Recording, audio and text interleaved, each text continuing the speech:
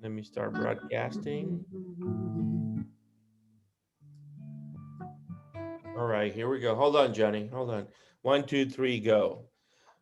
Welcome, Digital Roundtable, March 10th. We're excited. It's a great day.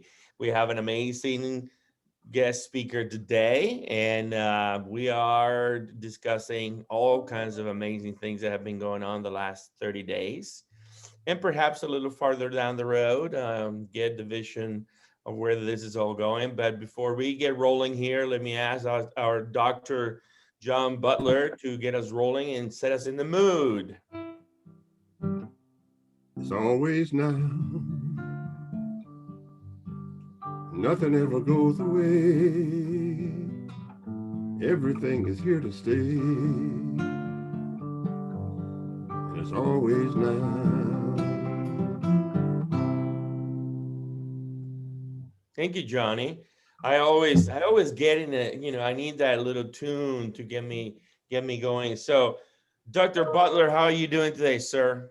I'm doing just fine. A great day in Austin, Texas. We're getting over the natural disasters, but the human ideology of the disaster, with our governors bringing us national attention again. We've gone from a snowstorm to a mask storm, with the governor saying that it's okay to take the mask off. So we're dealing with that. Otherwise, the economy itself is coming back, and it's a great day in Austin, Texas, and the economy is just crazy. It looks like everybody from Silicon Valley is trying to move to this our lovely city, and we are adjusting, and we will readjust as well with here. All right. Llewelyn, welcome. How are you today? Well, I'm much better today than I was yesterday. Yesterday was the day after my second shot, and I was very ill. I was warned that the second shot of Moderna can be quite bad, and I thought, not for me. I don't get things. I don't, suffer these little perturbations in health. I was quite sick. Actually, my dentist had advised me to take it easy. And he's a big strapping man, and it knocked him out and it knocked me out. So it's a little warning to people on the Moderna. The first one is nothing. The second one really does affect you. So I just mentioned that. Otherwise, I'm in much better shape today. And it's 60 degrees here in New England. So the grass is growing, the sun is shining, and there's a general sense of optimism and possibility that is beginning to be felt, which happens with spring. It has nothing to do with anything else. Great to see you. Let me say hello to our guest speaker, Sharelynn Moore, an old friend, a fantastic executive, now in a new journey at Bloom Energy. Hi, Sharelynn. Hello. I'm so glad to be here. We're glad that you're here today, and we're going to take advantage of what's going on in the world and get your insights and feedback and perhaps some new solutions and ideas. But let me introduce you formally. Sharelynn Moore is the Executive Vice President and Chief Marketing Officer at Bloom Energy. Bloom is a company that is right smack in the middle of the next generation of technology, and she will have a chance to explain some of that. Prior to her journey at Bloom, she had been with Itron in many capacities, including Senior Vice President of Network Solutions Products and Vice President of Marketing and Global Affairs, Senior Director of Corporate Marketing, Director of Product Management, on and on and on. She's a true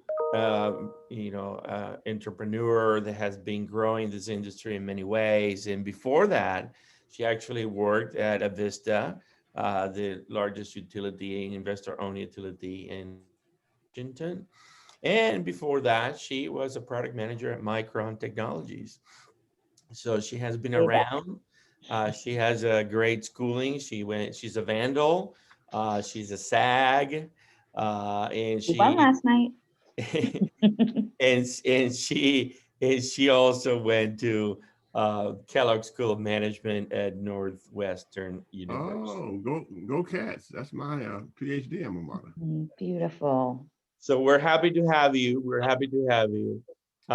Let me kind of set the tone for where we're going at it.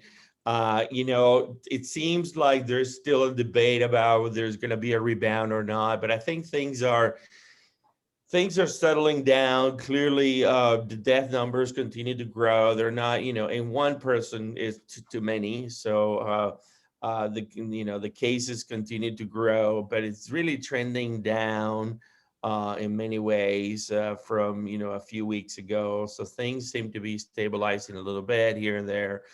Vaccinations are up to almost 100 million people. So hopefully within the next 2 or 3 months, everybody should have gotten vaccinated, God willing, knock on wood. And COVID has definitely, as we have discussed many times in the show, has been an accelerator of digitalization, of pushing people to think differently and transform things. So I'm curious, Sharelynn, you have a global perspective of what's going on with COVID. The industry that you're in has been impacted by it. Any thoughts on where we are with all this, and are we coming out of it? What's your take? My take, I think all the signals point to not only recovering, but a pretty rapid recovery. I mean, look at how our stock market has held up, the trends of, the activity we're seeing. I mean, you're in Austin, you don't even need to wear a mask right now. Pretty crazy. So it's, I think all signs are pointing to recovery. All signs are pointing to people wanting to get back, get businesses booming. So I think things are looking really good. Now, that said, I also think that we're forever changed. Right. I think we've all gone through something none of us could have even fathomed, over a year ago. I mean, if somebody would have told me this, I think I would have believed that aliens had landed here before I would have believed what this pandemic could have done Right. to our world. So, here we are. Time will only tell. Yeah. Johnny, what's your take? Are we coming out of things? Are things looking good? Or where are we at? I think if you look at indicators, certainly it's trending down. And of course, if you look at what I call the confidence boosters, whether it's the economy or everyday life, if we look at the vaccines that's taking place, then we can look at that. And then we can measure vaccines as the coming of something that's new. It's almost like being trapped in a house for a long time in the winter, and all of a sudden the sun comes out. Well, the vaccine is the sun in itself, but we should not be fooled by the vaccine. We cannot go to the 10-yard line and fumble the football. That is, we must keep the course, we must do the process. If you look at the economy, what you're seeing, of course, a continued upward with the stock market, albeit it goes up and down, but there was nowhere else to put your money. And if they raise interest rates, which I'm sure they will, then of course that's bad for business, but good for the individual. So I think the interest rates will put a dampening on the economy going forward, for business enterprises. But on the other hand, what we really have to solve and what we've really learned and we've talked about with this pandemic is the people whose jobs was really affected by the pandemic. Because we talked about the fact that a great percentage of us in Austin, we've got it at 54% can work at home. Our salaries are not affected, but my gosh, the Renaissance Hotel and all of the other gig economists, we've got to do something else. Things are closing in that tradition, and we must create some kind of safety net for that kind of economy. But I also think that going forward, as it always has been in America, the new technologies and the new business models will certainly provide new opportunities and different kinds of jobs. So right now in Austin, we're looking at Tesla, we're looking at all of the things that will go around making an electric car go. We're looking at other businesses getting into making electric cars. I'm working with a firm now. They're going to bring in from California a 3D printer that will just print the car out and they'll stick a battery in it and you've got that great Tesla. So I think that if you look at the economy, and what's interesting to me is how it is performing in different areas of America. If we look at places that was entertainment, they've got to come back, whether it's the Walt Disney's of the world and those kind of things, they're coming back. What's real interesting is how fast they're bouncing back. I cannot believe the speed in which things are returning to a quote sense of normalcy. So we have these expectations in the country. And of course, loaded and related to that is what's happening in China, what's happening to our supply chain. Do we need to do more manufacturing in America? Because one of the lessons that we learned was that we didn't make anything. And so shall we bring back manufacturing, not in the old traditional way, but 3D printing, so that we do our aspirins and we do our PPPs and we do all of those kind of things. So I think the future is bright, but I think right now, if you look at the economy that was really, really affected, the people are really hurting. And on top of that, we had the natural disaster here in Texas. And right now, what we're doing is we are, the Titanic has sunk, the airplane has crashed. We're putting it back together. And we're doing the blame game. Who's to blame? Why we did not really winterize everything in 2011. So there's a lot of things that's going on blame-wise. And of course, on top of all of that is the pandemic. And the big question in Texas, the major question in Texas is, will the Longhorns play with a full stadium in September? I hope so. Llewelyn? Well, I can't be as optimistic. I'm slightly optimistic about some things. The thing to be most optimistic about is the large number of vaccinations. And if they continue at an accelerated rate, there is hope. If they don't, there is no hope. I'm very upset by the abandoning of masks, in my view, prematurely. We're going to have a resurgence. It's inevitable. We know what happens when the masks come off. The cases go up. There are an awful lot of people who have not been inoculated, and they will contract it. I also have another dismal note. I've been doing some reporting on long haul, people who have had it and continue to have symptoms which fit exactly the symptoms of myalgic encephalomyelitis, more commonly known as chronic fatigue syndrome, which I have been writing and broadcasting about for a decade. It's a charity I do. I maintain a television channel on YouTube just on that. And there are these really terrifying similarities. And the terrifying thing is nobody recovers from all. An infinitesimal number of people recover from chronic fatigue syndrome. If this is a duplicate or the same disease, a permanent damaged immune system, a lot of people who have had the virus are going to have the virus. A little bit like Johnny's opening song, which was, he didn't know I was going to say this, but it fit rather appropriately. Opposite, I might say. On the other hand, business and technology is doing wonderfully. The downside of that is that, and this has been accelerated and emphasized by the lockdown, and that is the pitiable condition of the underclass. I think we have to call them the underclass. These are the people who have nothing. These are the people who, while the stock market is going up, so are the attendance rates at the food banks. There's a disconnect there, a very large and substantial, and for the well-being of society, a dangerous disconnect. Otherwise, things are doing rather well. We're getting better at everything technological.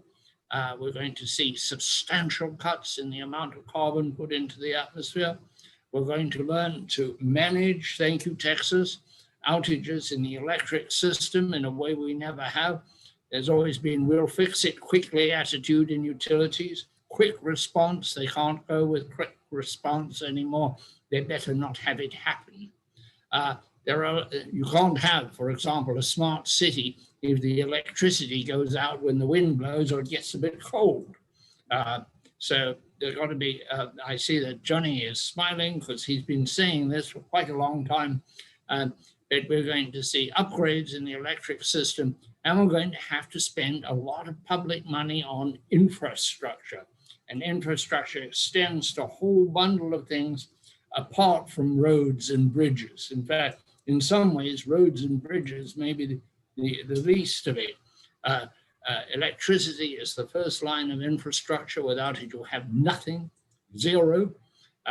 And after that, you've got to look at a lot of things, including the infrastructure that delivers healthcare. We've had that put under the microscope by the pandemic, and it has come up wanting. Many things are changed and will continue to change. What is absolutely certain, and Sharelynn was absolutely right when she said, we're not going back to what there was. The status quo ante is not an option. Yeah, yeah. Well said. Well said. So let me, before I circle back to you, Sharelynn, let me recap real quick how we're doing. So there was a lot of worries on the inflation, and actually those worries have subsided, primarily because there was a significant number of jobs added in February, 379,000, and the consumer index spend is barely moving upward. So actually interest rates went down today from yesterday slightly, and home sales are through the roof, and the stock market is coming back slowly over the last 2 or 3 days from a kind of a difficult week last week. Now, unfortunately, oil crude prices continued to climb. They went up from last week $2.68.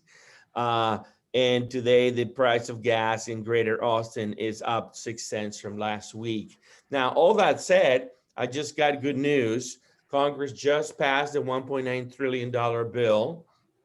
So help is on the way. And when it comes to energy, I'm really interested with this backdrop, Sharelynn, and the fact that we had this storm in Texas. ERCOT, has mixed reviews. I think that the system did what it could do in how it was designed. Clearly, the system has some flaws, and I've been predicating for microgrids for a long time and come back to 8 balancing zones and things like that. But clearly the energy industry is moving at a phenomenal pace in transformation. So could you give us a sense from your incredible point of view at Bloom Energy? What is going on? Why are people buying Bloom Energy solutions?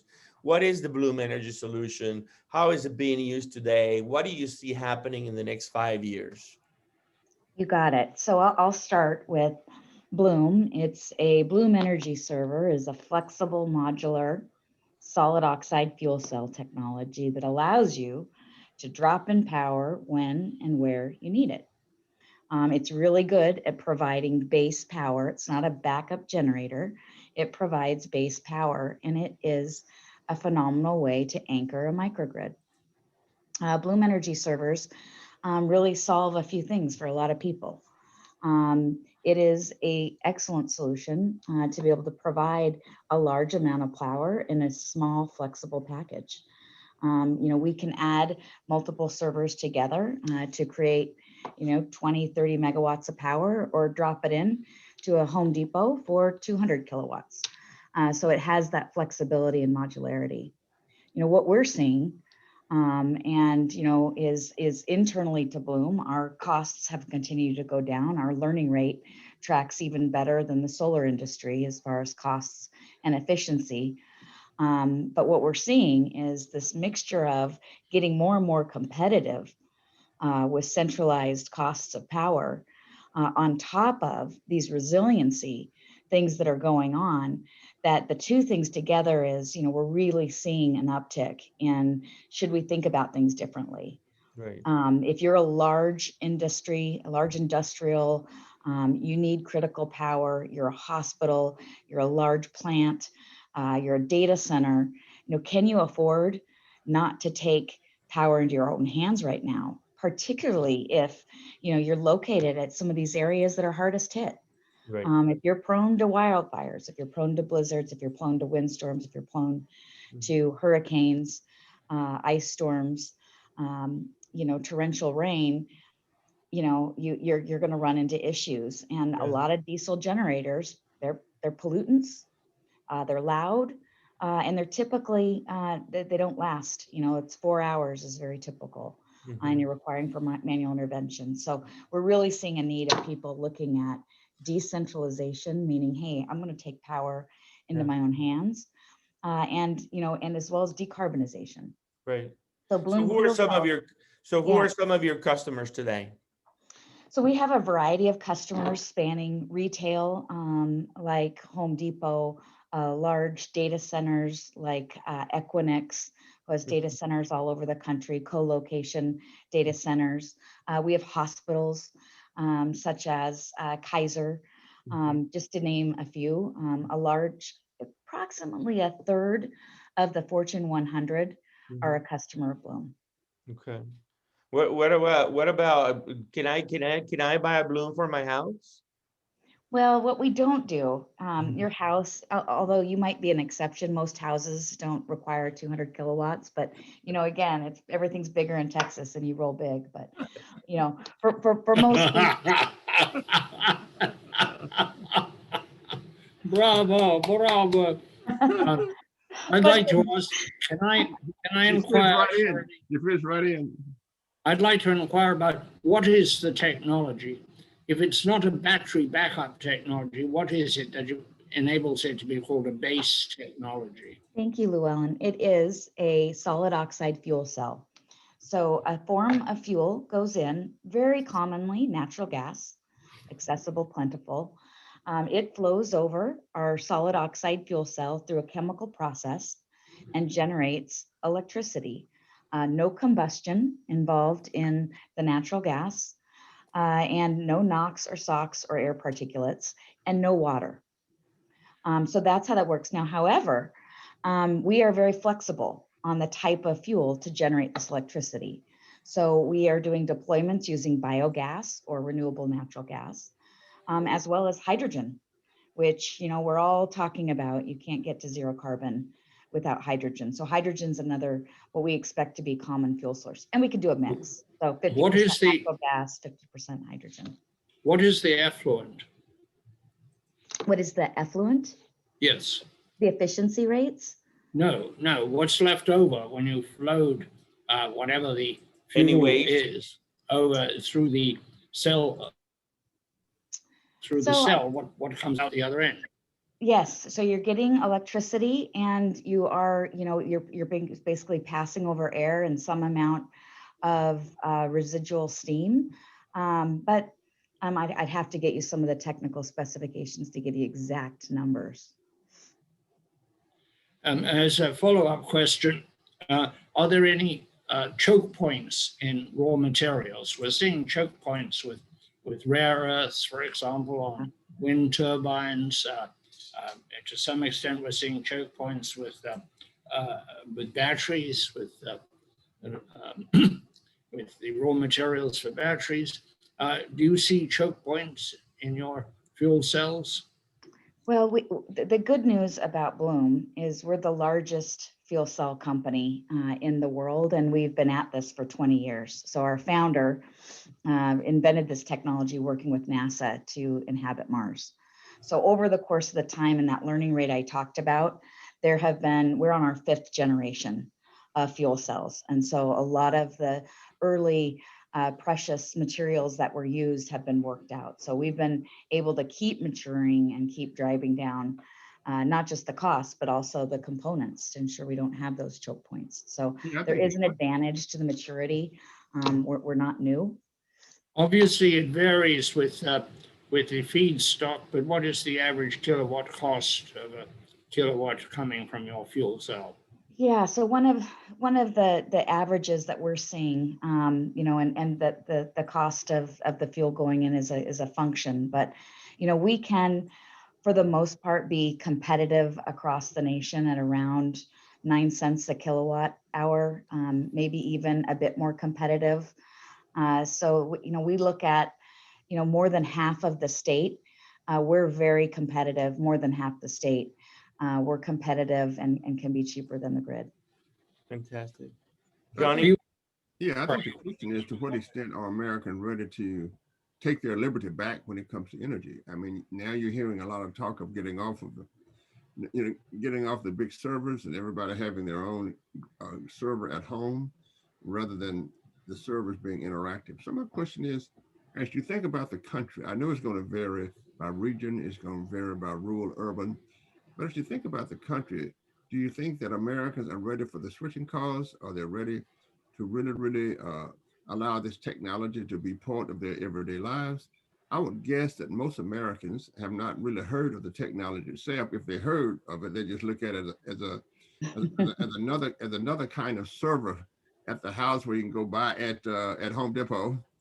You know, me being from Southern Louisiana, everybody has a backup generator, right? And they probably just look at it as another generator. So in terms of scale, in terms of the impact of the ice storm that we had in Austin, also the impact of people saying, well, what will happen if the satellites go out? Can you imagine if the satellites go out? Where will my data be? Shall we all return to individual servers in the home? So what do you see as the impact of the crisis, the pandemic, and the crisis on the snowstorms? And people are saying, well, Texas is not, it's just the example, and it can come to all of us. How do you see that as impacting your business model? Well, I think there's some truth to that. You know, it's amazing how we forget trauma, we forget impacts, you know, the further we get away from these events. And this wasn't the first time Texas was compromised, but what changed last time? So here we are again. I think proof is going to be in the pudding. Are we willing to take action? You know, I will clarify, you know, Bloom Energy servers right now are not ideally suited to be a residential type solution. So it really is meant for larger footprint businesses. And what I see increasingly is for utilities. So I don't think businesses can afford not to take this serious. I don't think a board should look at their business and not expect energy security to be as important as cybersecurity. So I do think that we need to start changing, you know, the way we think about energy security and ensuring, you know, we're okay. We should have a higher bar for our utilities. We should allow utilities to be able to use these technologies. You know, Bloom could be, for example, could be used, you know, across substations or at bottleneck points to augment, you know, the traditional grid and allow the utility to decentralize and in many cases decarbonize. So I think, you know, providing more flexibility, we can make it transparent to everyday Americans and not put this on Americans to decide. I think, you know, the public should expect that they're getting reliable, affordable electricity. That's the promise. And I think there's solutions to do that. So can I visualize it? May I visualize it by subdivision? May I visualize it by sections of town? It doesn't have to be individual homes, but I can visualize it by.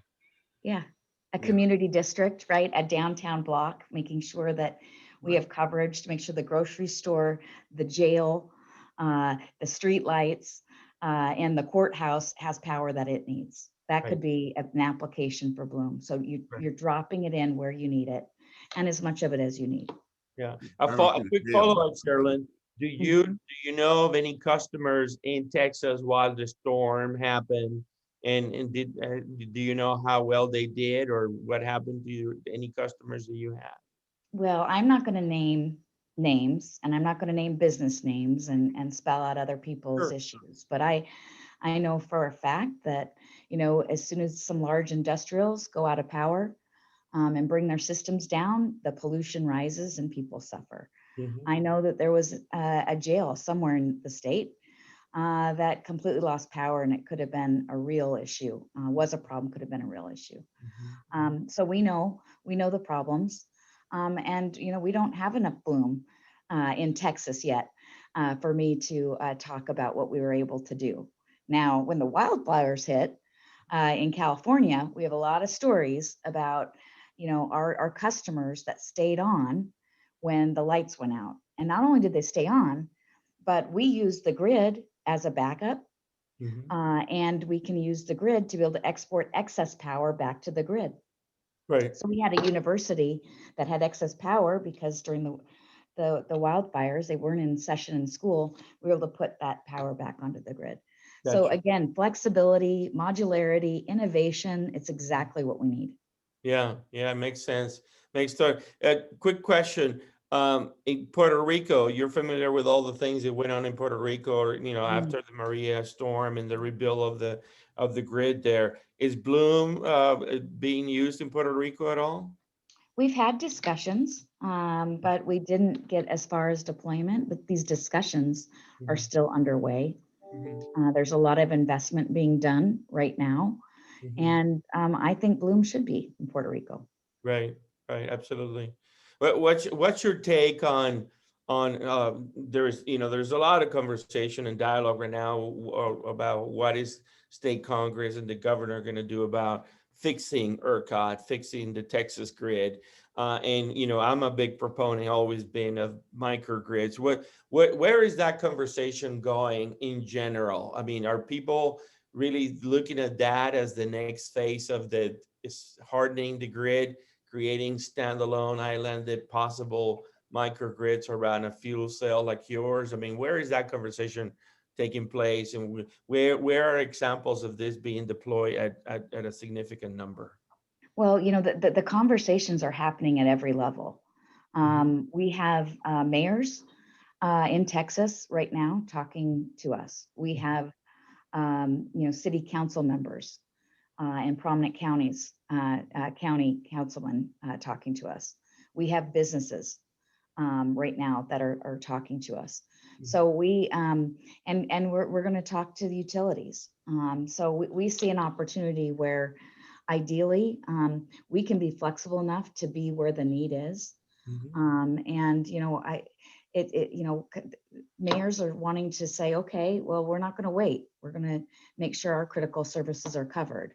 Right. So I think we're flexible enough. The conversations are happening everywhere. We'll see who ends up taking action and how quickly. Yeah. Let me shift a little bit. Speaking of mayors and cities, so this is another transformation segment that we're tracking for a long time beyond smart energy, smart cities, and smart cities clearly are going through all kinds of changes. The 1.9 trillion package, I believe, has some money for cities, and the American Society of Civil Engineers just issued a new report saying that there's a challenge gap on infrastructure decay nationwide of $2.6 trillion. And a significant chunk of that is basically an old grid and old poles and an old architecture. You prior to Bloom were doing a lot of smart city work in your prior company. I am wondering, is the state government, the local government, the federal government a bigger customer, or should it be a bigger customer? What do you think is going to happen there versus your commercial customers, the data centers, the hospitals, and the like? What do you think? Where's the big growth going to come if you could basically share anything with us? And I know that you're publicly traded, so you can't really tell us everything, but where do you see, are there any telltales in the market right now? Yeah, so I think what has always been tough in smart cities is who's going to pay for it. That business model was always the blocker. Interest never was. Always a lot of interest. So I think that's going to hold true here. How does the money trickle down? I think we need to kind of follow the money a little bit to find out, because the desire, they're very much the same. The desire is here. And how can that case be justified? One of the things, you remember this, Andreas, early on in smart grids, right? How do you justify the benefits? How long did it take us for, PUCs and utilities to get comfortable with that business case for this technology has a case beyond offsetting meter reading costs? Well, I think we're in this stage right now. How do we make these decisions on our energy beyond the low cost of energy, right? Beyond that cents per kilowatt hour at that lowest cost. How can we start justifying resiliency and who's going to pay for it? So Right. I still think there is a case here. I do think we have a bit of maturing to do, and I hope that we take action. I do think utilities are primed and poised. They should be able to invest in these assets, and that could be an immediate win. If you're a large data center, you're a hospital, you can't afford not to. So that's low-hanging fruit. That's why we have so many of those customers already. And now you get down to, the city blocks. That's where you go, who pays?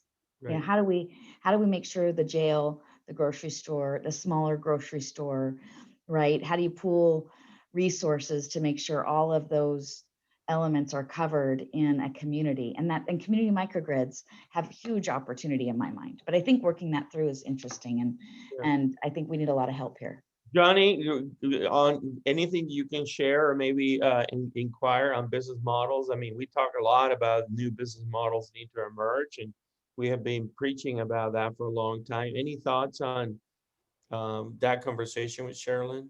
Absolutely. I'm working now, for example, with a former student who's working on microgrids and has really tried to answer the problem.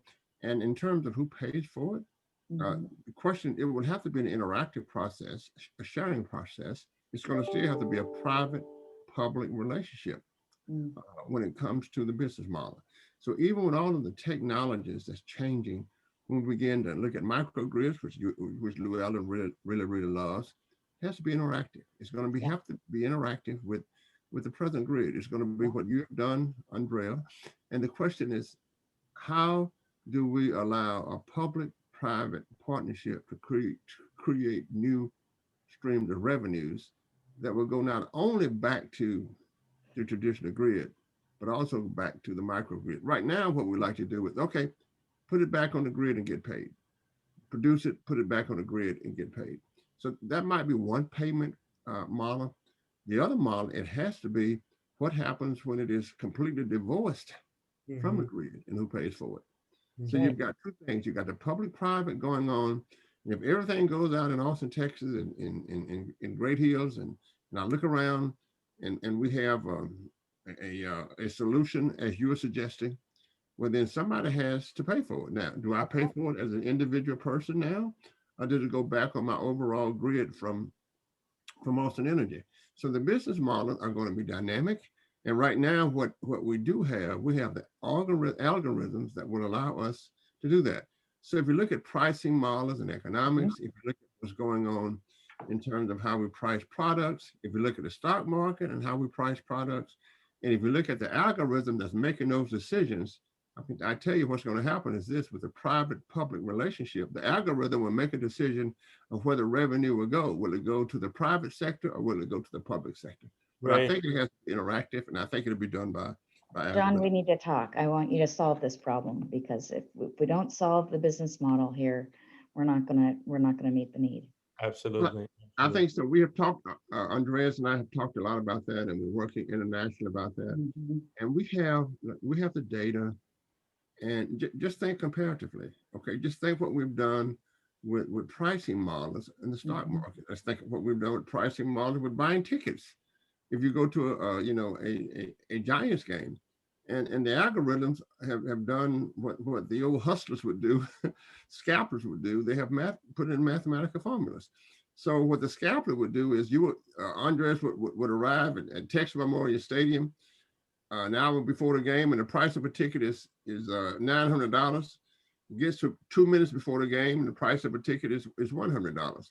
We have to do the same thing with energy. So I think that the pricing models will be done with the algorithms and the data that we have.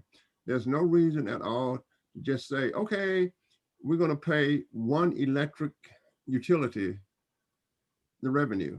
Let's see what happens, and let's do the mathematics and stick to mathematics and say, look, we can tell how much in the public-private relationship, we can tell who paid for what. And we do that in many industries now. I'll be happy to speak with you if you come to Texas. I'm not sure if I want to go to Well, I guess I could go outside of Texas. That's a good thing. You know, seriously. Let's go to a Dallas Cowboys game. We have talked about Play that, some golf. and we call it, you know, I call it the social physics and what's going on with the big data.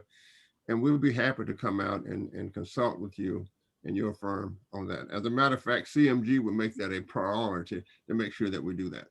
Let's do that. There you go. Let me take a pause. Llewelyn, I'll come back with you. Let me pause real quick and talk to you all about our annual conference that is coming up. And I just want to share this with you real quick. Our 2021 edition, it's going to be a face-to-face event, August 31st, September 1st, and September 2nd. And we are expecting a great turnout because people are tired of being locked up. 20 keynotes, 14 panels, over 1,000 people attendee, 400 companies, 2 awards, 1 showcase. These are the companies that spoke last year, and happy to have worked with Sharelynn in the past on this. And I want to thank real quick our sponsor for the Digital Roundtable, Texas State University. Let me come back to you, Llewelyn. You had a follow-up. Well, I had a follow-up, which really isn't sort of been answered. But I'm wondering how you marketing. You used advertising at one time, Bloom did, which was unlikely for the kind of product that you have, which is generally not sold on national television advertising, but rather more focused in trade advertising. And I wonder where your thrust is going to be. Oh, he froze. Going forward. Is it going to be with the federal government? And as a follow-up question to that, do you have competition? If you don't have competition, why not? Everyone has competition, right? There's only one. Well, you should have competition. Otherwise, you may have a bum product. Yeah. So I'll start with that. You know, I think our competition is do nothing. Our competition is status quo. You know, status quo means backup generators, diesel gensets, natural gas engines, traditional grid, right? That's probably our biggest form of competition. No one else really provides the type of primary power, resiliency, and always on that we do. But that's our competition. Now, how do we want to build trust? We want to be part of the energy conversation. We believe we have a role to play. We see the role for solar and for wind and for battery and for storage and our grid. So it's going to be a journey. And, you know, we see this energy transition happening over time.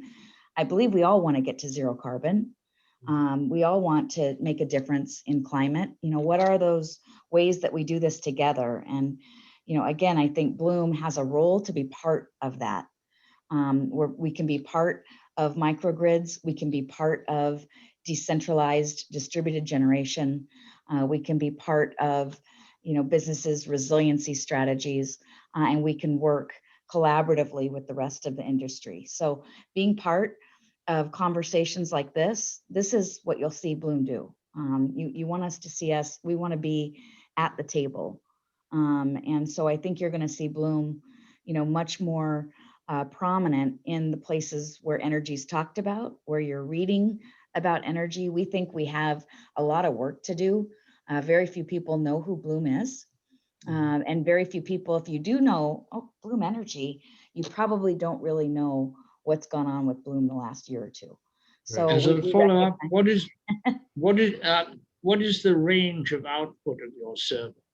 From how many megawatts to how many megawatts? How big? Yeah, we can range from, you know, 200 kilowatt systems up to 30 to 100 megawatt deployments. So 100 megawatts is getting pretty serious. Yes. Yes. So we are doing utility scale deployments right now in Korea.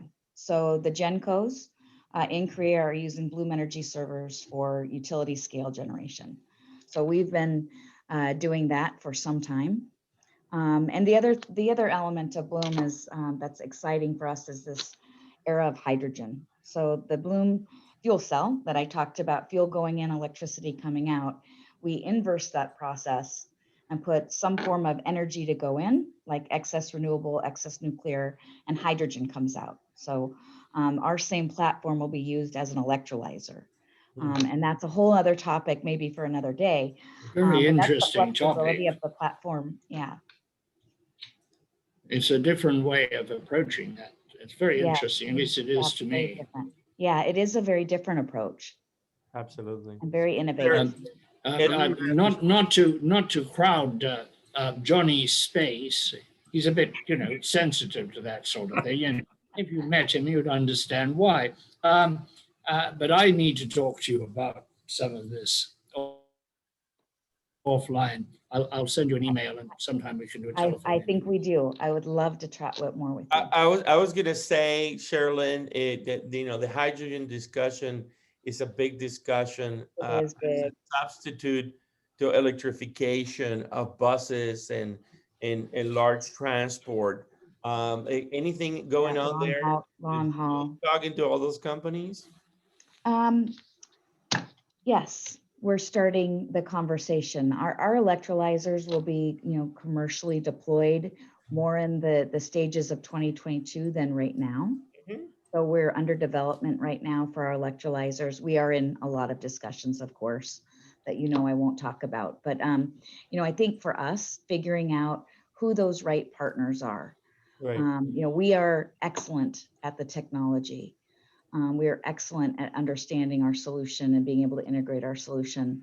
Mhm. I think others know the applications, which are so critical. Right. The other topic we didn't talk about is EVs, right? Look at the influx of EVs. We can't just imagine that the grid won't have capacity issues, particularly if you're, brownfield taking, LNG large fueling stations and wanting to convert those to electricity. So we see Bloom as being another flexible option to drop in power where you need it for EVs as well. So Yeah. Let me ask this question. Given, and I have a book on technology transfer, global issues and technology transfer. Given that the technology came from NASA, as we came from NASA and many technologies, you would think that there would be feeding technologies based on that technology. That is, what NASA would do is to create a technology, but continue to improve upon the technology. So my question is, if I ask you, what's coming down the pipe from NASA? That's a really good question. And this goes back 20 years. Right, just 20 years. So, and people would be shocked at the technologies that America has that we don't know about, right? But that citizens don't know about. So I think that what would be interesting to me is if you were to give NASA a call and ask, what have been the improvements on the technology that we commercialized from you? And we know that the computer came from NASA. We know that the tablets came from NASA. Austin was built on DoD technologies. So my question is, when we talk about technology transfer, what's coming down the pike after 20 years? Is it to the point that your technology might be becoming obsolete? Maybe NASA has already solved the problem of hydrogen. And I think that it would be, and remember, NASA is your money. You have the right to go in and ask, as long as I took a technology from the National Science Foundation and created a company called Glowfish. But my question is, have you looked at NASA and asked a basic question? What are the scientists working on in this space after 20 years? I think that's a great follow-on conversation. And I want to pick K.R. Sridhar's brain because he is the brain behind the solid oxide fuel cell technology. He was actually a professor at University of Arizona, and they were contracted to work on this technology with NASA. And he and a few of the other founders took that technology, and it was actually, creating oxygen or hydrogen byproduct to inhabit Mars. And that's where this inverse comes from. And he took that technology and commercialized it. And of course, it's heavily patented and owned by Bloom. But that, what has NASA done since then? Right. I think that would be a really good follow-up conversation. We couldn't relax the back from making the astronauts. Yep. So Yep. we'll be happy to discuss that. Llewelyn, of course, has I'll put it over generated in on my space, but you know, we love competition. As Llewelyn said, no competition, there's nothing is going on. But That's right. Andreas and I'll be happy to engage in these kinds of conversations. It's about the future, and I think that technologies change business models. Mhm. And I also think that NASA has not given up on what they did 20 years ago. I'm sure that they're Business models can kill technology. That's right, exactly right. Okay. Any thoughts, Sharelynn, on when you look at the technology itself, and you have eloquently shared with us that the company's sort of proven 20 years in the making. It's not an overnight success, as most people will say. Oh my God, I just discovered Bloom Energy. They have been around for 20 years.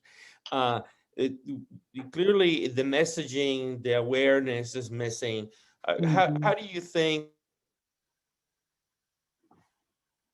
Oops. Our host froze. Yeah. What do you think he was going to finish that question with?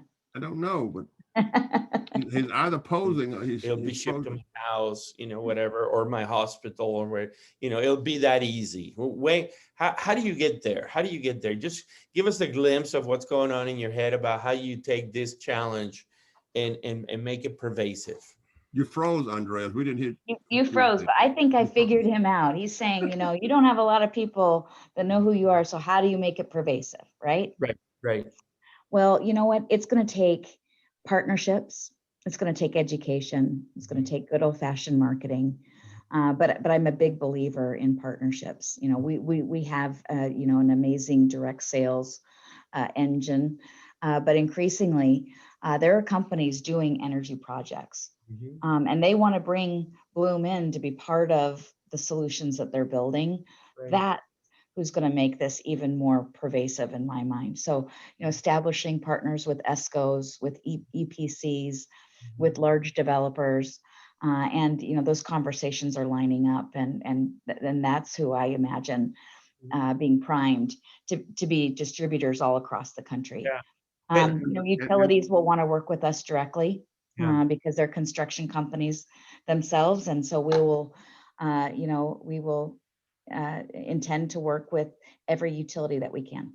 Yeah. Remember the crisis. Zoom used to be something that cartoons put on automobiles to show that they're flying. Now Zoom that nobody knew about, 14 months ago, everybody knows can't about happen Zoom. fast. So, and remember, Zoom rhymes with Bloom, so I think you're in good company. Did we just start? Maybe we just started, we just lit the match right here on this podcast right now. So I was 12:52 Pacific time. The reason I asked the question is that in 2011, I wrote this book called The Advanced Smart Grid. And in chapter 7, I coined the term positive energy buildings, where I talk the future, where every building, a house, a hostel, industrial, commercial, they're all little power stations, right? Those little power stations could be fueled by a Bloom, right? And so I see that world as an inevitable world, right? And so one of the things that we do in our partnership with Texas State University is we have all these living labs, and we have a smart buildings and infrastructure lab where we are retraining civil engineers, mechanical engineers, electrical engineers to build intelligent homes, intelligent commercial buildings that have energy bolted in the building, right? It's part of the building. It's no longer just concrete and wood or steel, but it's the whole water system, energy system. And I think that's right on. The ESCOs, the construction companies, the MEP companies, the AECOMs of the world, the Jacobs of the world, those companies need to embrace this and reinvent how buildings are built. Yeah, all the companies that were building power plants, come deploy Bloom. Right. Yeah, I see it. I do too. Yeah. How are the utilities reacting? The utilities have had difficulty with self-generators. There have been arguments. We remember the whole controversy over net metering. selling back to the grid at the retail price, not the wholesale price, which was hurting the utilities, and they were very reluctant and disinclined to engage with self-generators at all.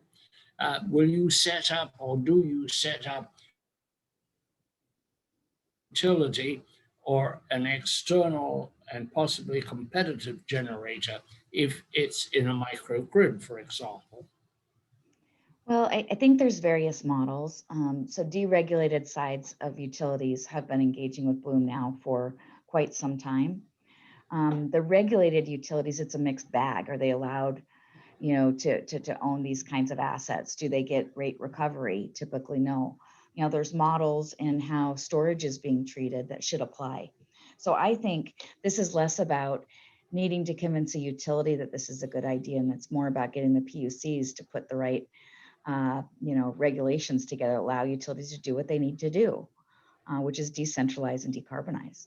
Mm-hmm. So I think that's what, we're going to need to work hand in hand with utilities to help PUCs understand, build the business case, and get PUCs comfortable that these are the right investments so that you can further aid in resiliency and, better ensure that your citizens are getting taken care of and start moving toward the future. It's not a light switch.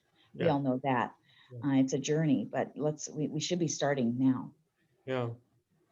Any parting questions? We're coming to the end here, so I don't know if there are any closing questions that you guys are wanting to hold back, and now is the time to put on the table. Johnny? Whenever you see new tech, I look at it as even at 20 years old, I look at it as a startup.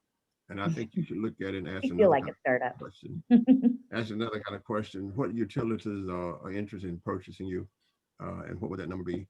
And then they could take your technology and integrate it into into what they're doing. And this is what, we've got two economies, the large economy and the economy of startups. And the large economies, the corporate economies, purchase their science from the startups. So I look at it from an analytical way in that way. And I think you should say, okay, I'm basically a startup, and how can I interact with the utilities? Either they're purchasing me, or we have a additional to the public-private relationship. And Mr. Carvallo and myself would be happy to talk about the pricing and the business models with you.